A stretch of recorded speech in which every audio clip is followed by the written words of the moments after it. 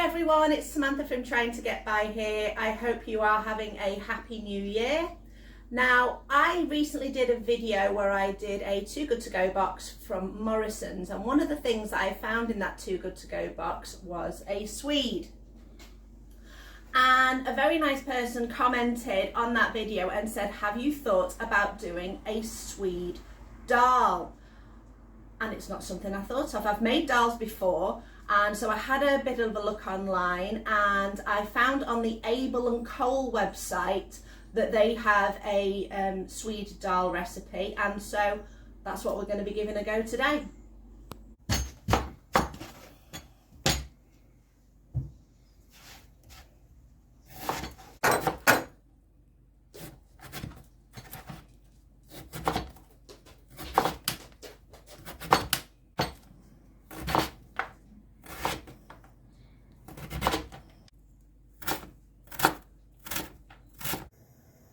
Okay, so I've chopped up the Swede. It's in a nice dice. It's a similar size to the onions and what the lentils will be using. So according to the instructions, we fry off this Swede in a little bit of coconut oil until it softens and becomes a little bit golden. So I'm going to imagine that's going to take at least 5 minutes. So this has been on the hob now for about 5 minutes and it's softened up slightly. So now I'm going to add some other ingredients. So it says to add 2 bay leaves and then some chilli. Now it does say to use actual fresh chilli, but I haven't got any, so I'm going to go in with a teaspoon of chilli flakes. Also it says a cinnamon stick. I don't use cinnamon very often, so I'm not going to go to the expense of a stick, so I'm just going to put a little bit of cinnamon in there. Ginger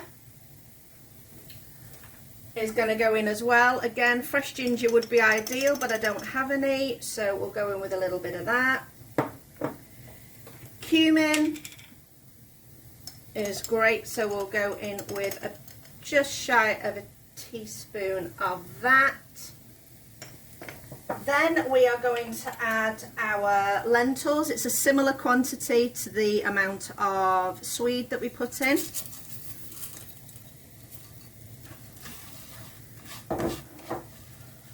give that a little mix. Then we're going to add our onions and garlic. Now the recipe was a bit strange when it came to the onions and garlic. It said either use 6 garlic cloves or 1 onion. So I kind of went for most of an onion and 3 garlic cloves. And again, give that a little bit of a mix. We're going to then add some coconut milk. I went for the light coconut milk and put myself a little note on the top to not use it all, because we're going to use some of that in our stir fry tomorrow.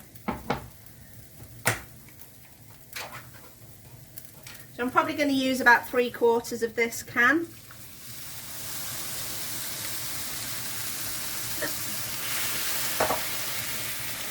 And then we're going to add some water, probably enough water to cover the dal that we've got at the moment.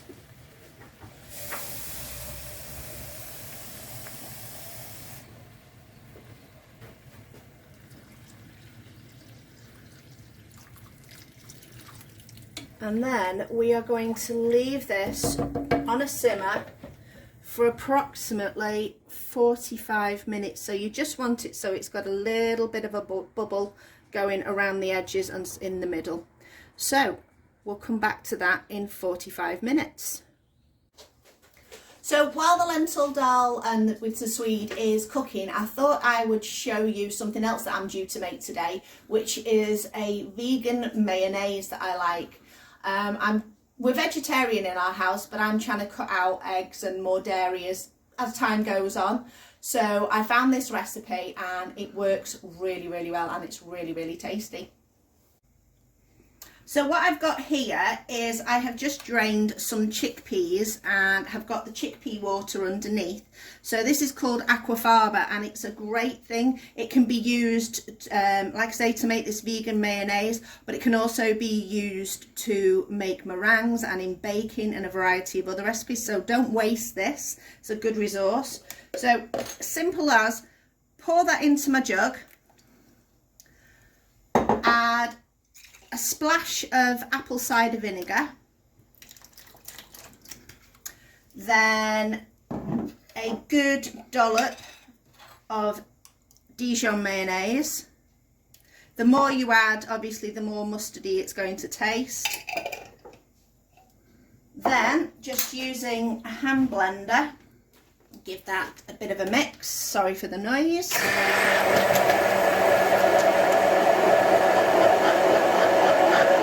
So you can see that's all come together, and what we're going to do now is we're going to add some oil. This is a vegetable oil, so you want a neutral oil.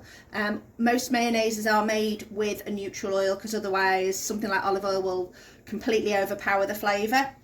Now traditionally in normal mayonnaise you would drizzle this in so slowly with the egg to make it emulsified, but I found you can dump a load of it in and it's absolutely fine. So I normally start with a good squeeze to get going. Start it off and then just keep adding more until it gets to the consistency I want.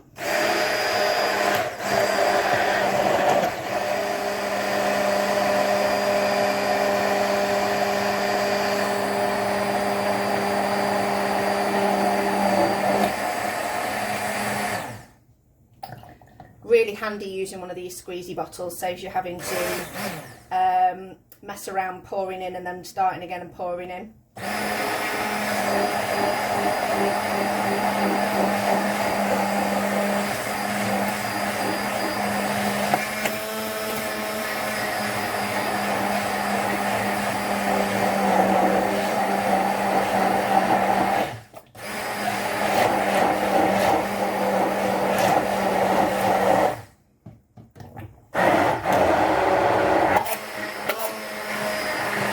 If you look now, you can see how it's thickening up.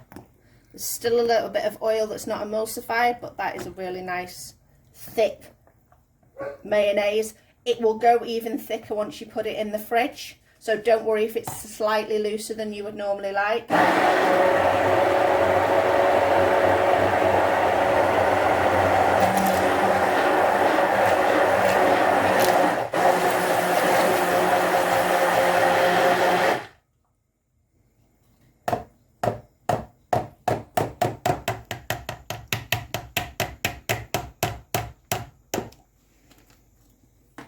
Now, using a frugal person's best friend, a spatula, because you don't want to waste absolutely any of this.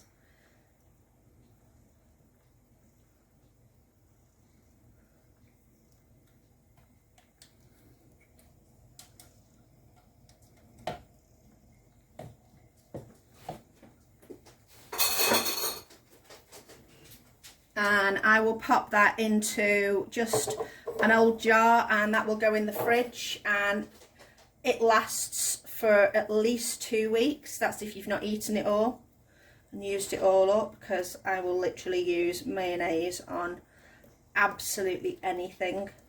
Absolutely delicious. So that's just a quick mayonnaise, which at the moment vegan mayonnaises are still quite expensive. I've noticed Tesco's are bringing down their prices of their vegan products. But considering this is just using pennies worth of oil, pennies of vinegar and mustard, and something you'd throw away from your chickpeas, I think I worked out that this is probably, whole jar probably cost me about 40p. So that is a really good bargain.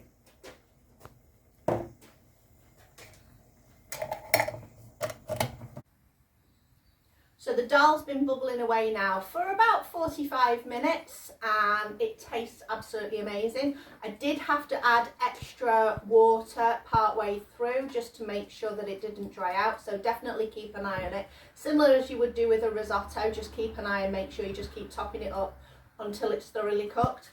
There's still a little bit of residual liquid left, but that'll make it into a really nice sauce.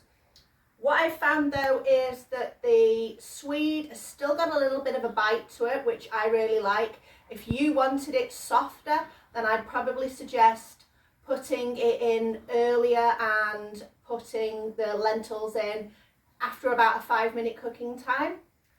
But there we go, there is our dal. Don't forget to take out your bay leaves, and you can enjoy that with some rice, some naan bread, however you fancy.